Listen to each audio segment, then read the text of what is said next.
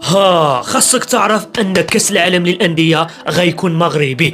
مغربي غيهزو. تا كي عملتي هاد القضيه كمل معايا الفيديو حتى الاخر باش تفهم كلشي. ما تنساش تقول لي لمن كتشجع في كاس العالم. انا كنشجع الوداد طبعا. وخلي معك واحد المتابعه عن هذا الفيديو باش نوصلوا نص مليون. كما عارفين ان البارح كانت قرعه كاس العالم للانديه، وعلاش بدايه الفيديو قلت لكم ان الكاس غتكون مغربي، حيت 8 ديال اللاعبين غيشاركوا في هذا الكاس. يعني اذا دا شي لاعب من هاد 8 غيكون الكاس مغربي، يعني مغربي غادي يهزو. اللاعب الاولي هو اشرف حكيمي مع باريس سان جيرمان، ان شاء الله يهز هذا الكاس. واللاعب الثاني عندنا ادم ازنو لاعب بايرن ميونخ، موهبه والعام ما جا غيكون اساسي 100%. واللاعب الثالث عندنا سفيان الرحيمي لاعب العين الاماراتي. واللاعب الرابع المعلم شكون ياسين بونو حارس الهلال. واللاعب الخامس عندنا ابراهيم دياز لاعب ريال مدريد. وثلاثه ديال اللعابه من الاهلي المصري، عندنا يحيى عطيه الله، اشرف داري، وريدا سليم، ثلاثه د اللاعبين من الاهلي المصري. وعندنا لاعب واحد في الميريكان مسيف في المكسيك، لاعب باتشوكا المكسيكي اسامه الادريسي.